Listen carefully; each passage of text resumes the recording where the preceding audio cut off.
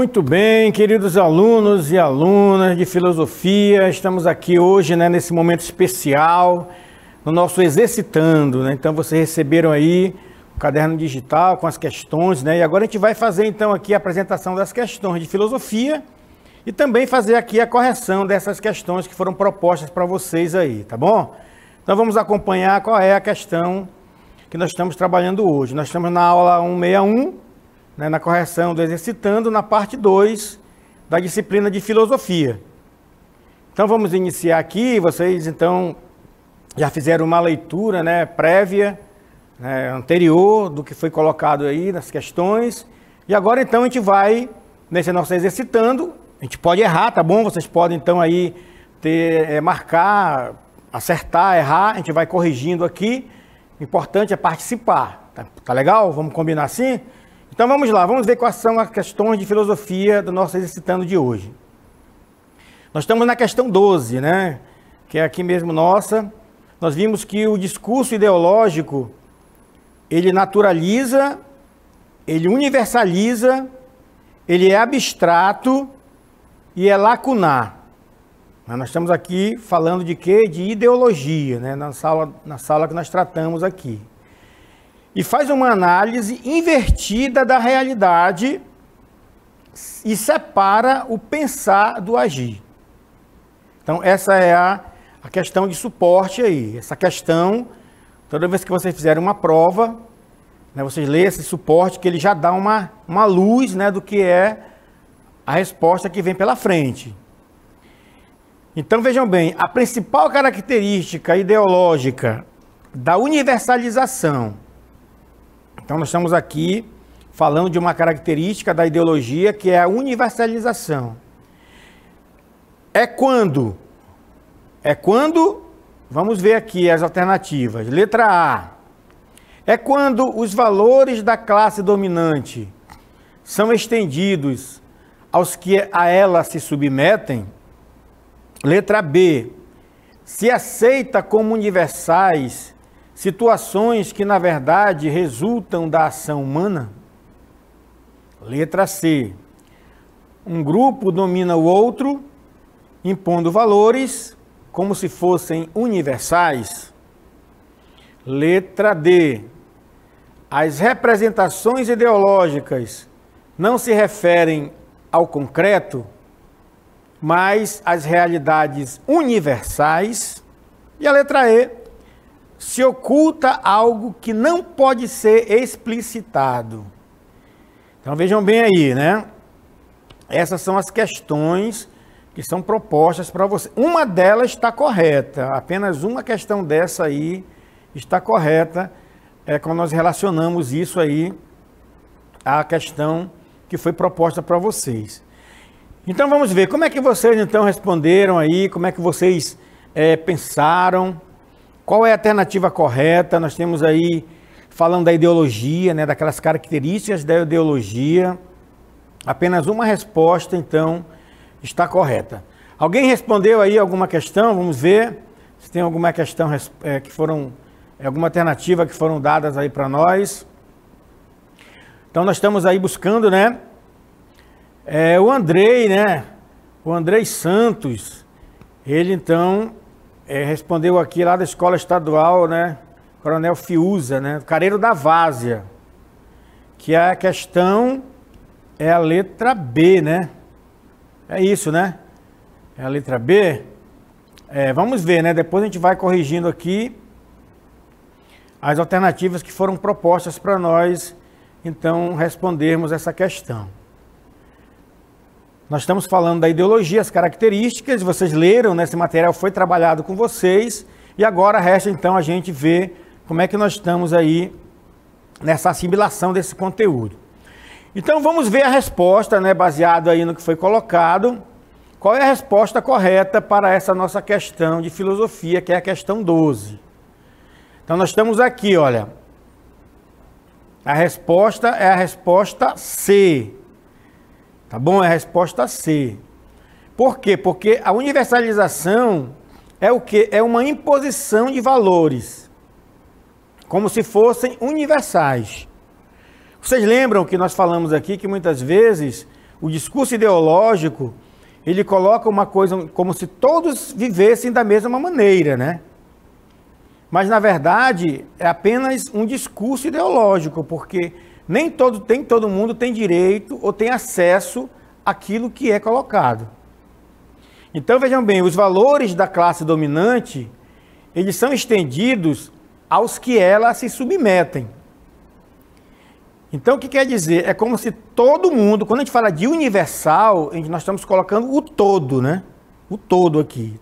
Como se todo mundo tivesse as mesmas oportunidades, os mesmos direitos, as mesmas condições. E, na verdade, nós sabemos que quando a gente fala de uma sociedade de classe, nem todo mundo tem as mesmas condições.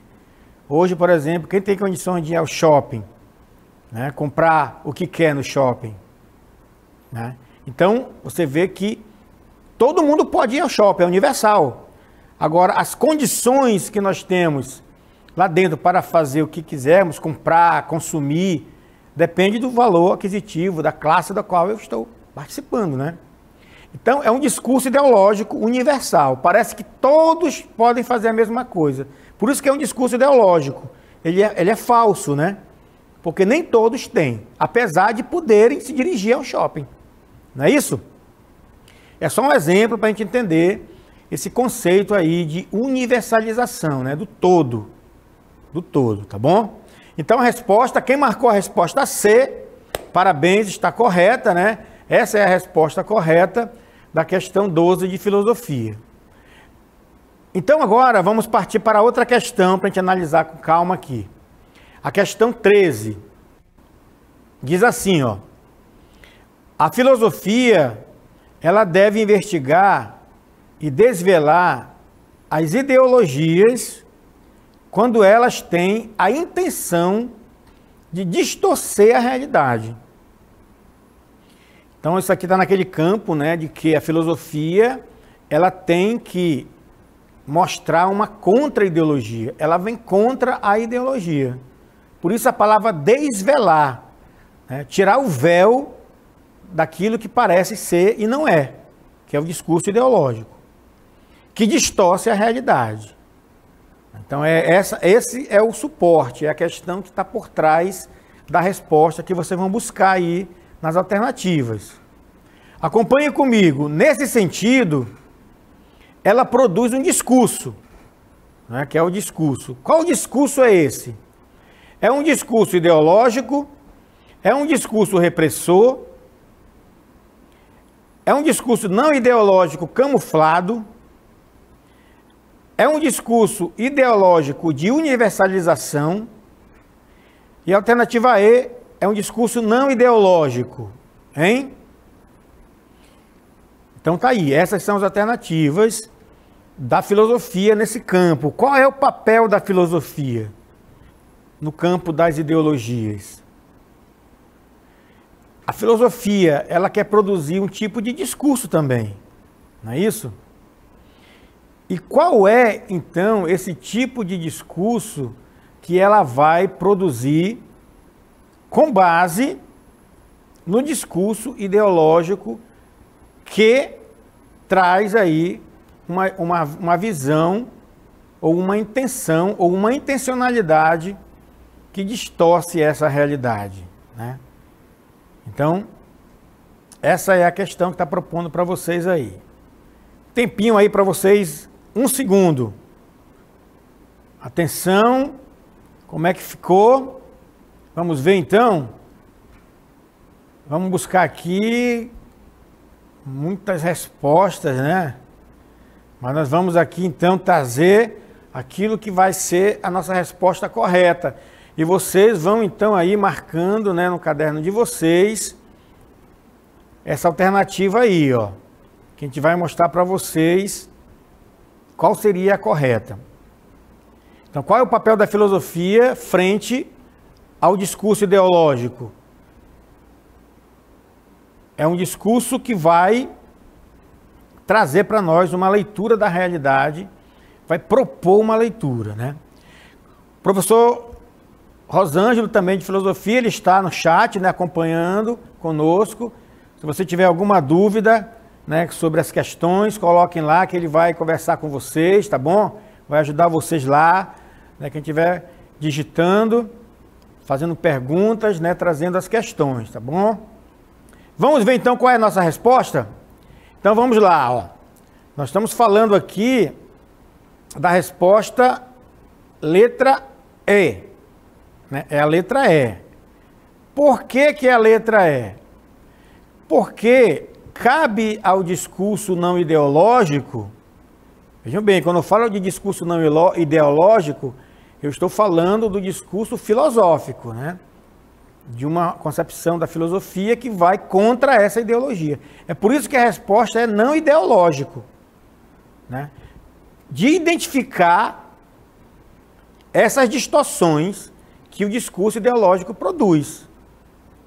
Se ele produz um discurso disfarçado, então a filosofia, cabe à filosofia identificar essas distorções, né? Ela identifica as distorções, ela vai procurar então, a partir da identificação da distorção, da falsidade que está por trás da questão, ela vai então demonstrar como que elas foram produzidas historicamente. Então vejam bem, esse aqui que é o ponto da questão, tá bom? Todo discurso ideológico, ele não é algo criado para simplesmente mentir, não é uma mentira simplesmente, mas ele é construído historicamente, ele é um produto da história. Quando a gente fala de pobreza e riqueza, a pobreza e a riqueza, ela é um produto de um discurso ideológico, mas que foi produzido historicamente, né? Então, se existem ricos e existem pobres, se existe uma classe A, uma classe B, uma classe C, quem foi que constituiu esse conceito de classe? Por que que existem classes? Por que que existem os pobres? Por que que existe a injustiça social, a injustiça, né, nas relações humanas? Por quê? Então, não é porque todo mundo faz, não é porque tudo acontece e uns têm que sofrer, outros não têm que sofrer. Uns têm que ser pobre, outros não têm que ser pobre naturalmente. Não, isso é um produto construído historicamente através das políticas, através das questões que são propostas para o desenvolvimento de uma cidade, de um povo. Não é isso? A filosofia vai mostrar, então, essa distorção da realidade. Beleza? Por isso que a resposta é a letra E. Marquem lá. E quem acertou, parabéns. Quem errou, pode errar, corrija. E vamos, então, depois aí para as questões que vêm pela frente, tá bom? Em filosofia. Então, parabéns a vocês que participaram, parabéns a vocês que responderam. E vamos agora, então, para o nosso exercitando de geografia.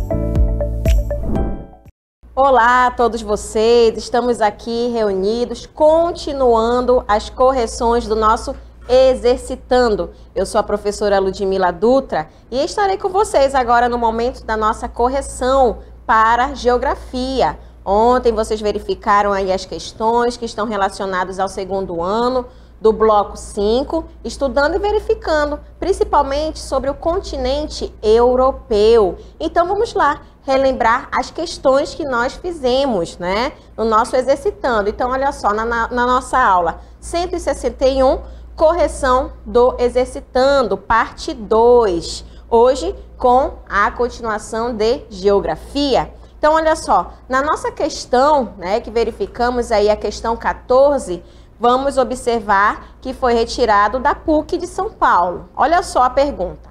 Na confluência dos rios Reno e Ruhr, na Alemanha, há uma das maiores concentrações industriais do mundo, em cidades como Colônia, Dortmund, Essen, com destaque para as indústrias siderúrgicas, mecânicas e químicas. Os principais fatores que explicam essa importante localização industrial são... Então, vamos lá verificar quais os quesitos que vão estar relacionados a essa importante área na Europa. Então, na letra A, a imposição dos nazistas no período anterior à Segunda Guerra, quando a Alemanha se industrializa, ou seria a letra B, as enormes jazidas de ferro e manganês e a facilidade de escoamento da produção pela hidrovia do Elba até o porto de Hamburgo, associados à existência de mão de obra e de um mercado consumidor? Ou seria a letra C, as enormes jazidas de hulha associadas à facilidade de escoamento da produção até o Mar do Norte via corredor polonês, embora a disponibilidade de mão de obra fosse reduzida. Mas, professor, espera aí, eu quero saber o que é hulha. Eu não sei o que é. Hulha, gente, é um tipo de carvão mineral, tá? Então, falou em hulha, lembre-se de carvão mineral, tá? Continuando, na letra D, as enormes jazidas de hulha e a facilidade de escoamento da produção pela hidrovia do Reno até o porto de Hamburgo, na Holanda, fatores associados à existência de numerosa mão de obra e de mercado consumidor. Ou seria a letra E, dessa questão aí, gente, olha só, as enormes jazidas de hulha e a facilidade de escoamento da produção através da hidrovia do Reno até o porto de Roterdã, na Holanda. A esses fatores associam-se a existência de mão de obra e de mercado consumidor. Eu quero a participação de vocês aí nessa questão de geografia, questão 14 do Exercitando, tá? Lembre-se de responder. Vou deixar aí alguns minutinhos para vocês relerem, realmente verificarem aí qual vai ser o quesito de vocês, que vocês responderam ontem, tá? Analisando essa questão. Alguns minutinhos e já retorno para a gente verificar a resposta.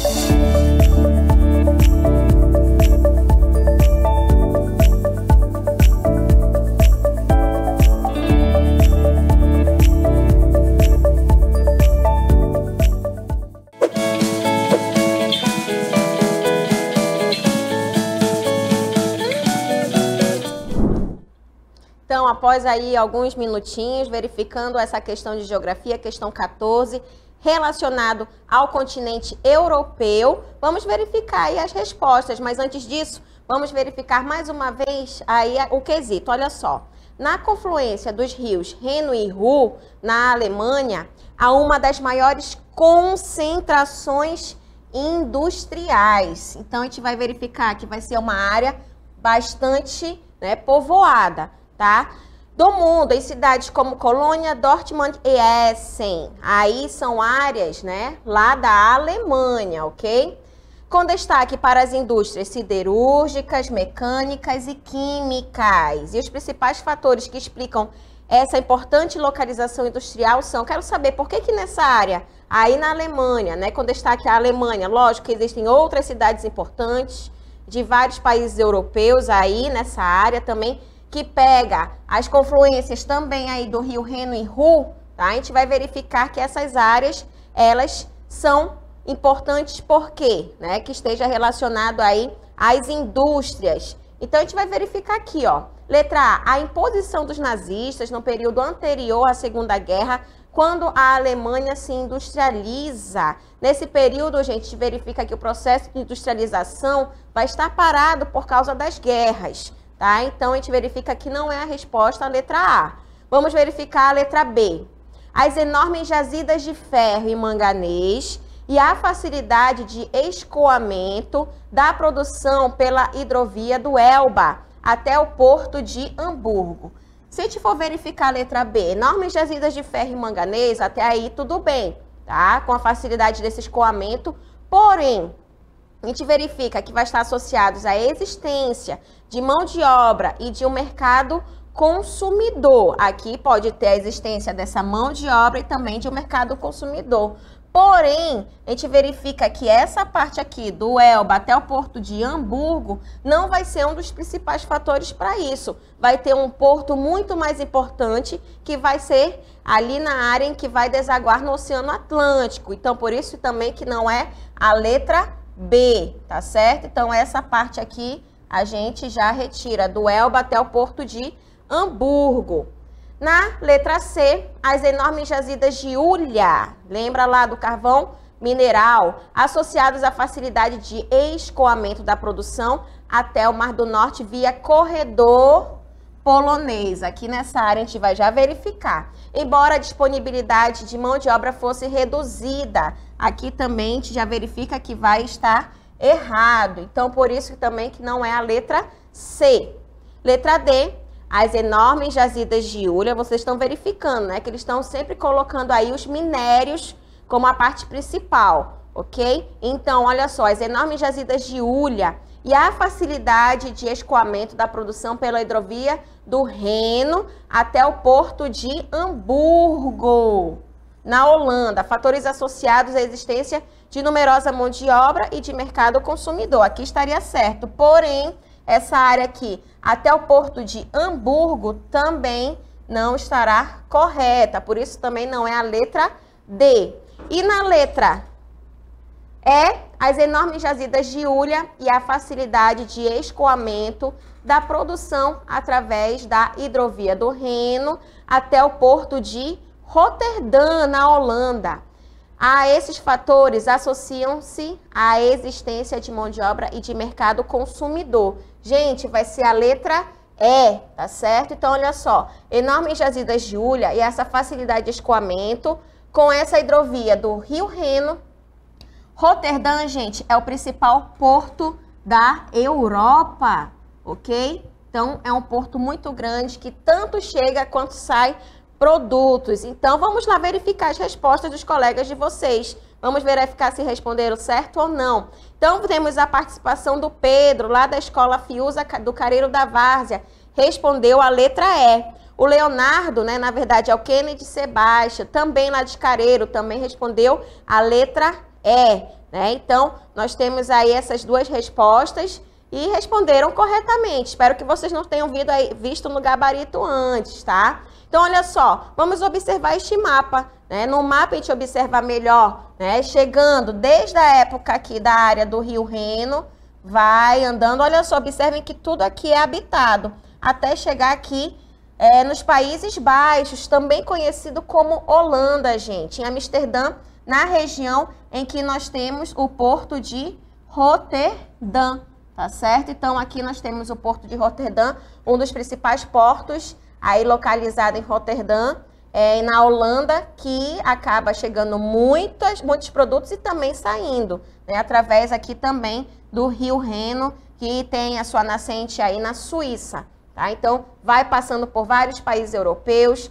como a França, a Alemanha vai ser um deles, muito importante aí para essa área, que é bastante habitada, que tem várias indústrias também, tá certo, gente? Por isso vai ser a letra E. Então, o Rio Reno, ele vai nascer nos Alpes, né? E a gente vai verificar ali, nascendo nos Alpes suíços, ele vai desaguar no Mar do Norte, tá? E eles têm aí aproximadamente, né, 1,230 mil quilômetros, tá?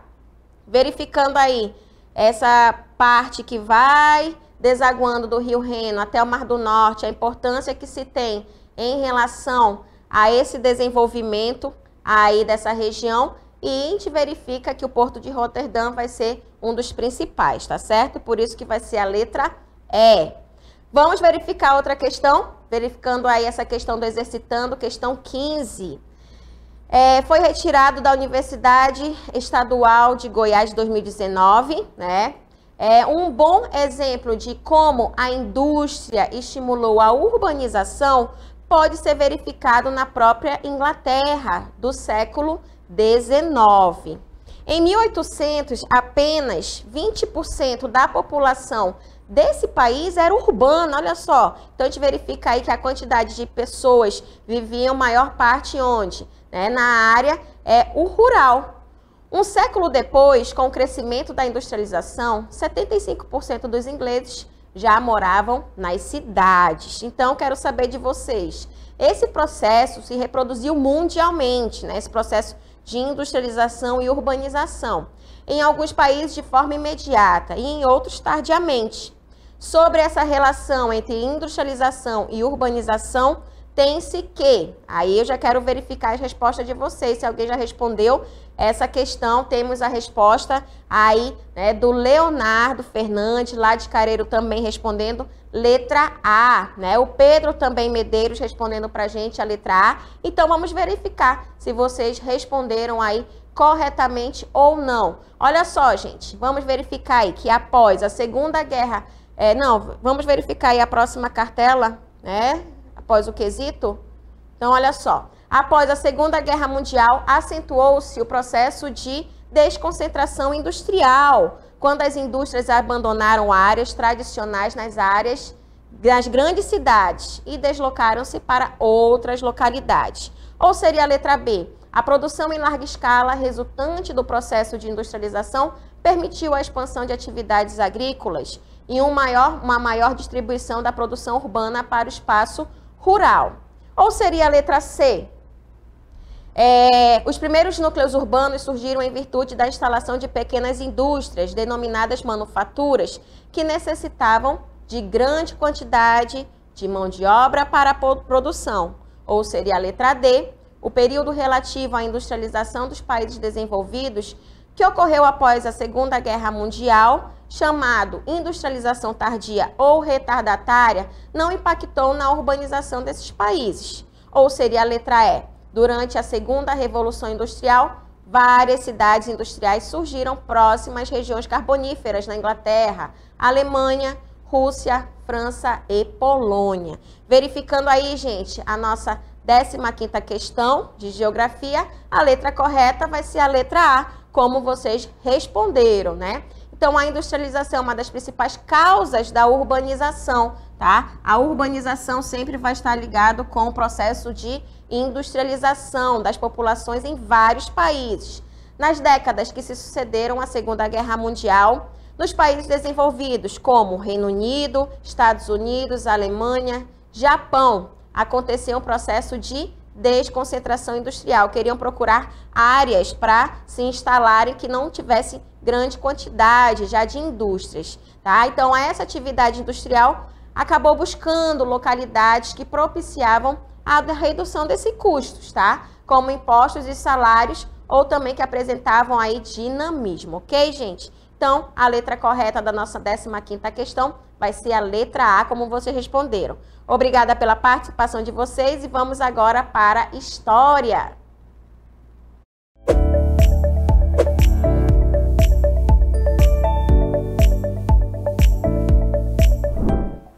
Oi, gente, tudo bom? Então vamos lá agora com o nosso componente de história. Eu sou a professora Pet Ribeiro. Como vocês devem lembrar, as nossas questões do Exercitando de hoje, que é, olha aí, 161, para aquele nosso aluno que toma nota aí da numeração das nossas aulas, vai tratar dos assuntos vistos no bloco 5, certo? Então nós vamos trazer aí a nossa primeira questão de história, para que vocês possam fazer aí aquela reflexão. Olha só, então nós temos aí uma questão de 2017 da Exces.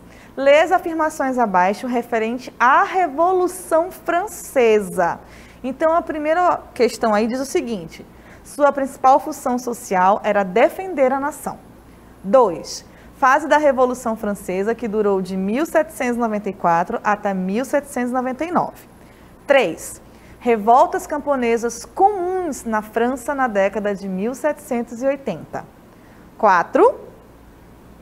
Temos aí, rapidamente, defendia um governo central forte, o voto universal e a participação popular na direção do processo revolucionário.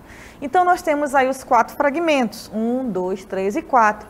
E eles se referem a uma das sequências que eu vou mostrar para vocês agora. Olha só. Então, nós temos, na sequência A, jacobinos, diretório, nobreza, jaqueires, alternativa B. Eu tenho nobreza, diretório, jaqueires e jacobinos. Alternativa C. Diretório, jaqueires, jacobinos, nobreza. Alternativa D. Nobreza, jaqueires, diretório, jacobinos. E alternativa E. Eu tenho jaqueires, jacobinos, nobreza e diretório. Então, vamos voltar lá para as nossas alternativas para que nós possamos ver aí pausadamente. Então, eu tenho aí, ó, sua principal função era defender a nação. O que vocês acham? Lembre-se que a ideia de nação, ela está voltada para a organização do Estado, não propriamente para o povo, certo? Na segunda, diz aí, ó, é uma fase da Revolução, ou seja, uma forma de administração que ocorreu dentro do processo da Revolução Francesa, ok? Temos também as revoltas camponesas comuns que vão ocorrer na França. Quem eram as pessoas envolvidas nessas revoltas? Defendia um governo central, o voto universal e a participação popular na direção do processo, tá bom? Então vamos lá. Vejam bem então as 5 alternativas. Só para vocês refletirem aí. Nós temos algum aluno aí no nosso comentário? Deixa eu ver. Temos o Pedro, é isso? Questão 16, marcou aí a letra B. O Pedro é lá da nossa escola estadual Coronel Fiuza, em Careiro da Várzea. Temos também o Leonardo Fernandes, da mesma escola, marcou a alternativa B.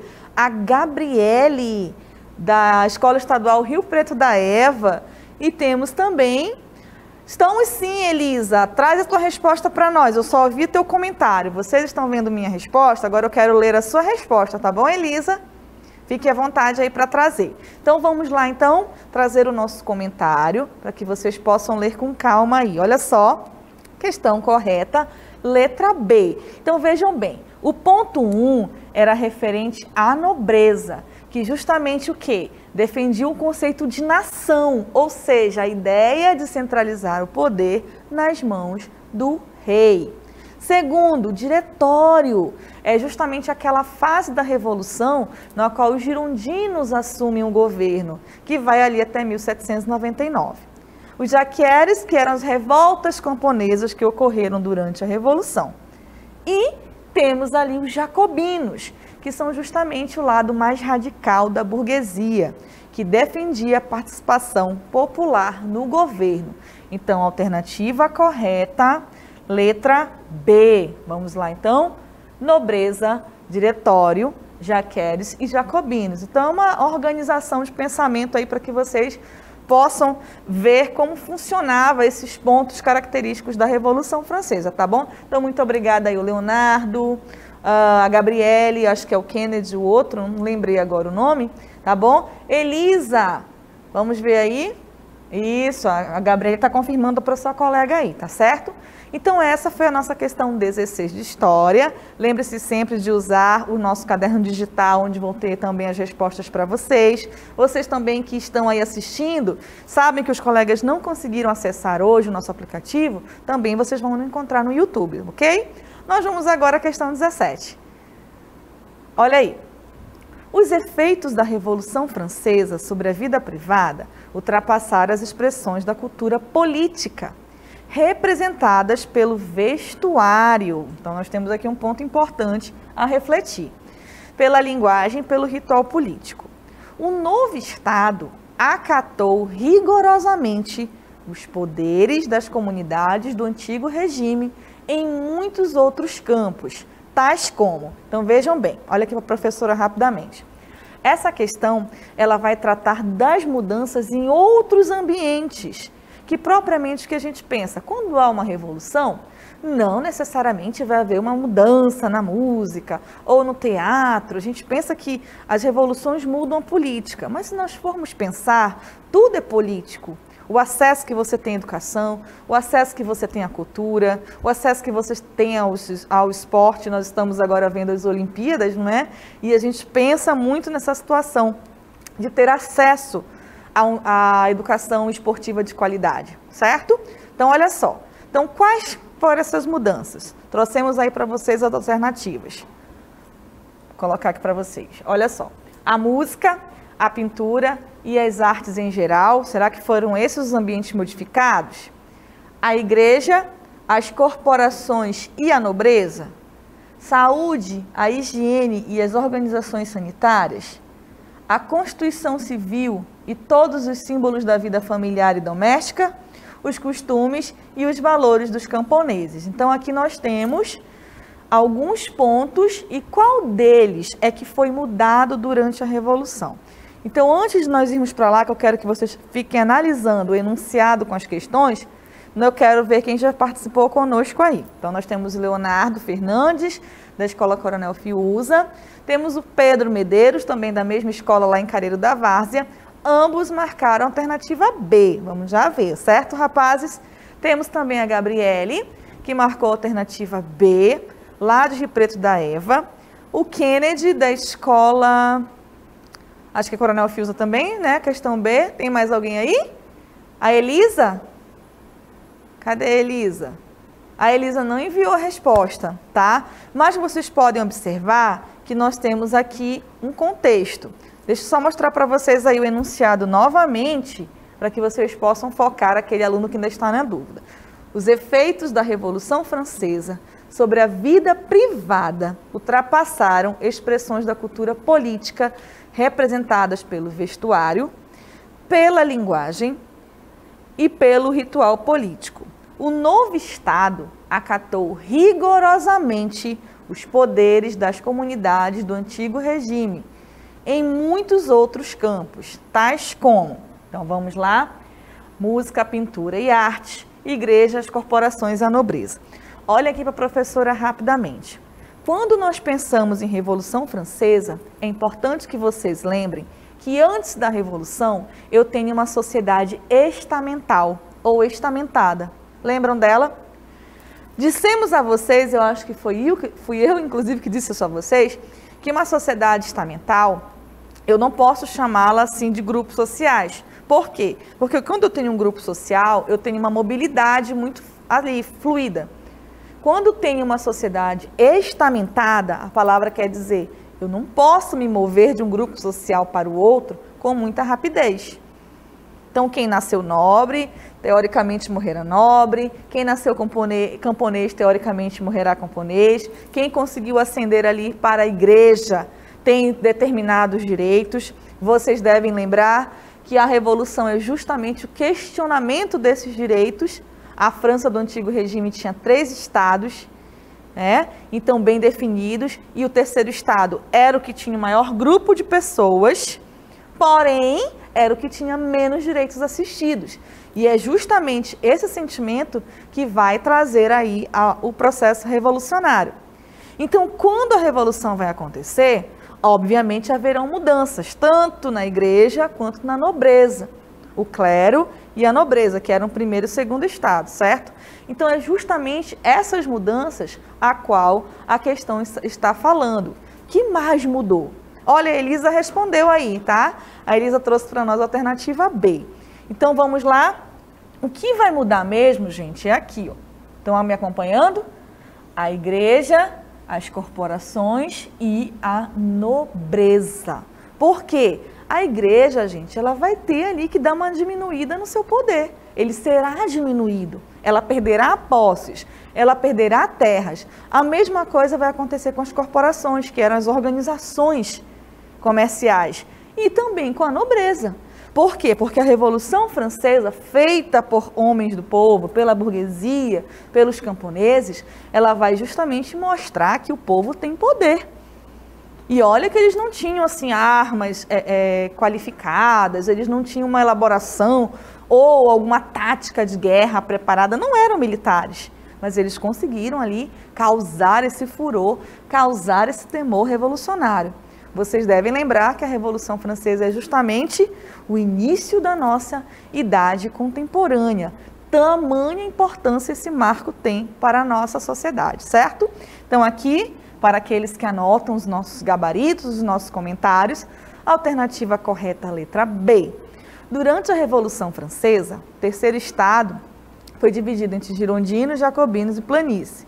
Contestou e derrubou a ordem do antigo regime em todos os segmentos da vida francesa, incluindo a ordem política, o vestuário, a linguagem, a igreja, as corporações e a nobreza. Então, como nós podemos ver aí, haverá uma mudança em toda a organização social desses grupos. Haverá uma mudança de pensamento, haverá uma mudança, inclusive, no seu lugar na sociedade. Quem é que vai ascender após o processo revolucionário? É justamente a burguesia. Então, isso prova que aquele povo, aquela massa, aqueles camponeses que estavam no processo revolucionário, no ato da revolução, também não tiveram todos os seus direitos assistidos, tá bom? Então, queridos, olha aqui para a professora, muito obrigada pela participação de todos vocês. Continuem aí conosco, porque agora estará com vocês o professor Josino Malagueta para as questões de sociologia. Até a próxima!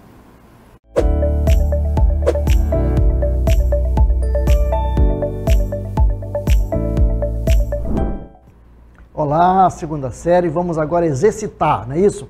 Vamos pegar as aulas passadas nos blocos anteriores e a gente então agora vai fazer alguns exercícios para aprofundar o nosso conhecimento em sociologia. Vamos lá na aula 161, certo? Primeira questão, a questão 18. Vamos ver então, o enunciado da questão diz o seguinte: a diversidade cultural refere-se aos diferentes costumes de uma sociedade, entre os quais podemos citar vestimenta, culinária, manifestações religiosas, tradições, entre outros aspectos. Considerando o texto acima e a realidade brasileira, podemos afirmar que o Brasil é um país. E aí nós temos 4 alternativas que vocês vão ler com atenção e aí vão responder, que daqui a pouco a gente volta para a correção, tá bom? Bom trabalho e até daqui a pouco.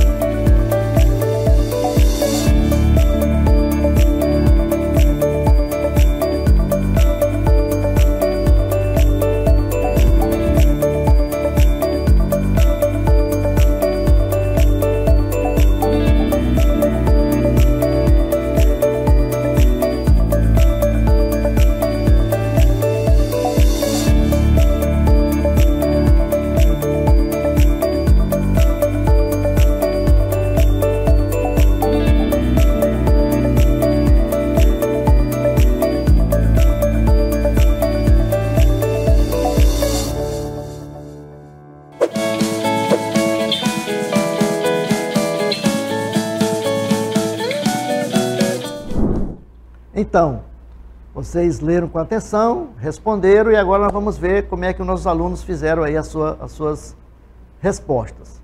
Temos aí quem? O aluno Kennedy, é isso, lá da escola Careiro da Várzea. Ele disse que na questão 17 é a letra B, é isso? Marcou a letra B. A Elisa marcou a letra B também e a Maria Arruda marcou a letra C, certo? Muito bem. Vamos então aí para... Tem mais algum aluno? Não, né? Muito bem, então vamos agora ver com atenção, vamos ler a cada item e a gente vai então ver qual é a nossa alternativa realmente que está correta, certo? Vamos lá, olha aí. A diversidade cultural refere-se aos diferentes costumes de uma sociedade. Vejam lá, diversidade, né? Cultural refere-se aos diferentes costumes, né? Entre os quais podemos citar vestimenta, culinária, manifestações religiosas, tradições e outros aspectos. Considerando o texto acima e a realidade brasileira, podemos afirmar que o Brasil é um país. Vamos lá na letra A, não, no item 1. O item 1 diz: onde a diversidade cultural é quase inexistente. Olha aqui, ó, quase inexistente. Será que é isso mesmo? Acho que não, né? Onde a diversidade cultural é uma de suas principais características. O Brasil é um país diverso, né? Nós temos aí uma diversidade muito grande. 3. Onde a diversidade está constituída nos povos fundadores, indígenas, portugueses e africanos escravizados. Né? Olha aí, a diversidade, porque 3 povos fundadores aqui nós tivemos, olha aí, né? Indígenas, portugueses e africanos escravizados. E depois vieram outros migrantes para cá. E o quarto item, onde a cultura está fundamentada apenas no modo europeu de ser, negativo, não é isso? Então nós podemos assinalar aqui, ó, o item 2 e o item 3, correto? Muito bem, vamos então para o nosso gabarito, não é isso? O gabarito correto nós temos então aí na letra C, não é isso? Letra C. A Maria Arruda, né? Aí acertou e a Elisa também colocou depois aqui. Muito bem, vamos lá, olha aí, ó. O Brasil é um país de riquíssima diversidade cultural. Graças aos povos fundadores, aí os nossos indígenas, os portugueses europeus e os africanos escravizados. E, posteriormente, aos inúmeros outros povos que aqui chegaram, como os italianos, espanhóis, alemães, eslavos, ucranianos, entre muitos outros. Correto? Muito bem, parabéns aí para a turma que acertou, certo? Vamos então para a nossa questão 19. A questão 19 diz o seguinte: no sentido geral, diz-se que cultura é tudo aquilo que foi criado pelo ser humano, isto é, tudo que se refere, tudo que difere do que está na natureza e que ainda não sofreu a interferência humana. Nas alternativas abaixo, assinale apenas aquela que consideramos como cultura. E aí nós temos 5 alternativas: Floresta Amazônica, Pantanal Mato-Grossense, Lagoa dos Patos, Baía do Rio Negro e Ponte Felipe Dal. Pense com atenção e marque a alternativa correta, tá bom? Então, um bom trabalho para vocês e até daqui a pouco.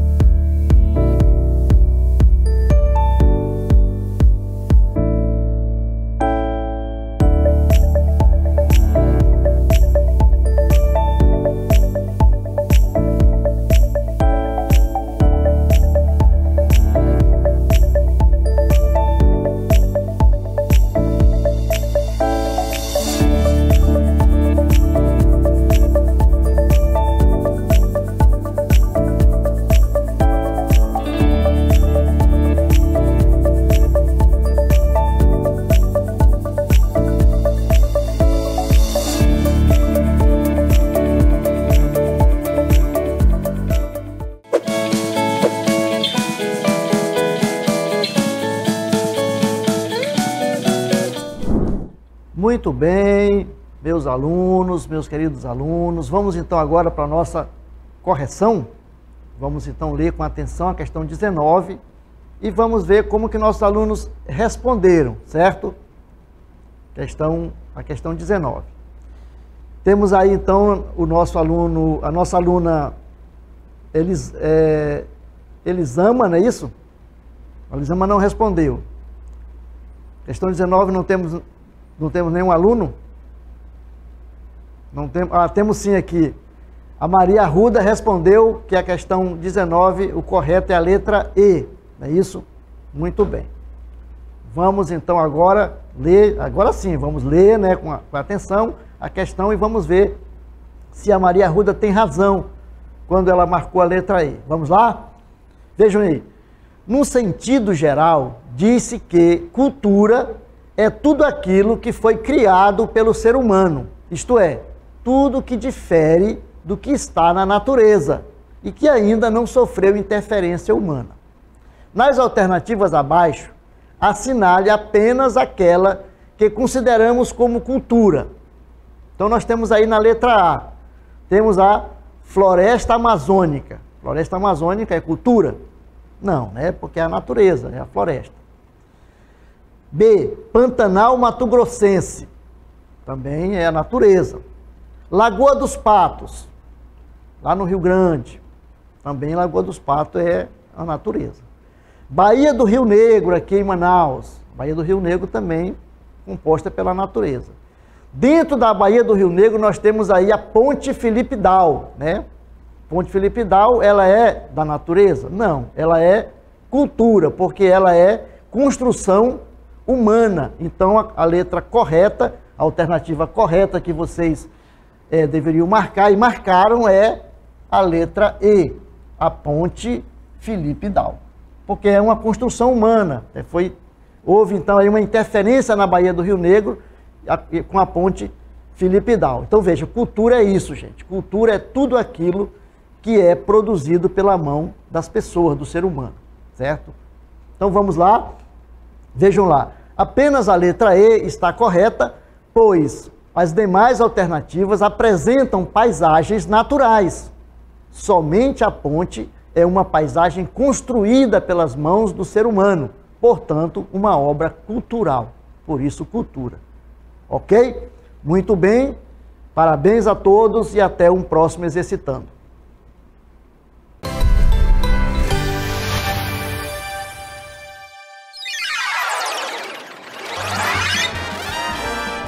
A sua aula continua no próximo vídeo.